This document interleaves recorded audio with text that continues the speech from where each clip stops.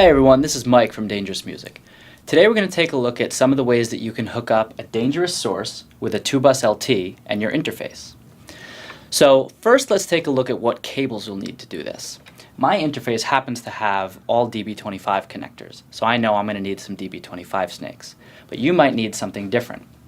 So the first thing you're going to want to hook up is the analog inputs to the 2-bus. Now, since I have DB25 outputs on my interface, I'll just need 2 male DB25 to male DB25 snakes. If your interface has XLR outputs or TRS outputs, you'll need XLR to DB25 or TRS to DB25 snakes. You get the idea. The next connection you'll want to make is from the output of the 2-bus to the line inputs of the interface. I'll need a female XLR to DB25 snake. You might need something different. The next connection you'll make is from the output of the 2-bus to the input of the source. For that, you'll just need 2 regular XLR cables. Additionally, you'll need 2 XLR cables to hook up your speakers to the source. Now, if your speakers have a different kind of connection like TRS, then you might need a different kind of cable. Lastly, you'll need some kind of digital connection to monitor your mix in its final stage after it's gone back into the DAW. In my case, I'm going to use an AES connection because my interface has AES outputs. You can also use SPDIF, or you can use the USB input into the source, but we'll talk a little bit more later about how to make that decision. Let's hook everything up. The first thing we'll hook up is the analog line outputs from the interface into the analog line inputs of the 2-bus.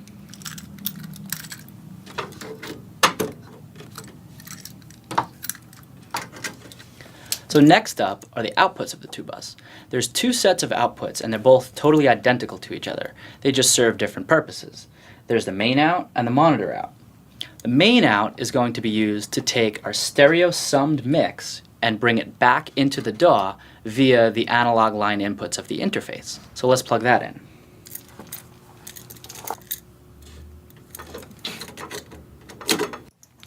The monitor output of the LT is used to be able to monitor the summed output of the LT. Makes sense, right? So for that, we'll use our 2 XLRs and plug it into the analog 1 input of the source.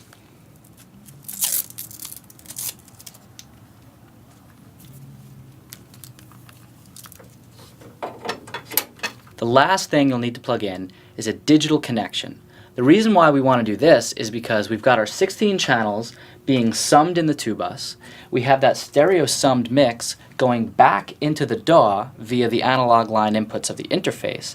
And now we need a way to monitor that stereo summed mix back from the DAW. That's where the digital connection comes in. The source happens to have 2 stereo D to A converters on board.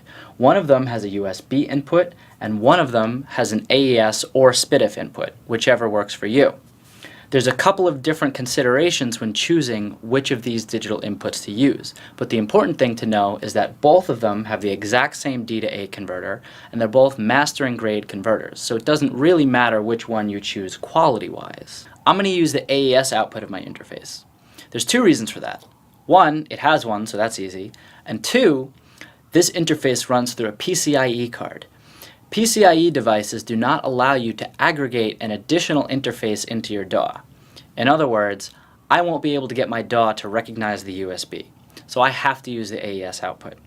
If you're using an interface that doesn't run on a PCIe card, then you have the option of using the digital out from the interface or using the USB out from your computer. So if you wanted to use the USB, all you would have to do was aggregate the source as an additional interface in your DAW.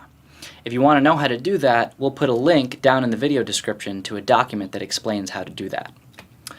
So, whether or not you're using the USB for mixing, it's still a good idea to have this USB connected, because what it allows you to do is listen to your music library from your computer through the same DA converter that you're using to listen to your mix. That allows you to reference your mix to another track through the same DA converter and at the same reference level. That's a true A/B comparison. So if you're going to use your AES output, use a 110 ohm digital audio cable. If you're going to use a SPDIF output, use a 75 ohm digital audio cable. And if you're going to use a USB, simply use a USB cable like the one that came with the source. Either way, make your decision and plug it in.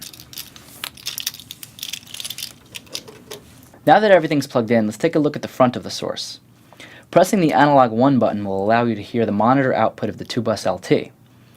That will allow you to hear the mix before it goes back to the DAW, or to monitor the LT while you're tracking. Remember that when you're mixing, you always want to hear the last step in the signal chain. In my case, that's the AES button. In your case, it could be USB, depending on what connection you chose. So that's how you hook up a dangerous source with a 2-bus LT and your interface. Plug everything in and go make some music.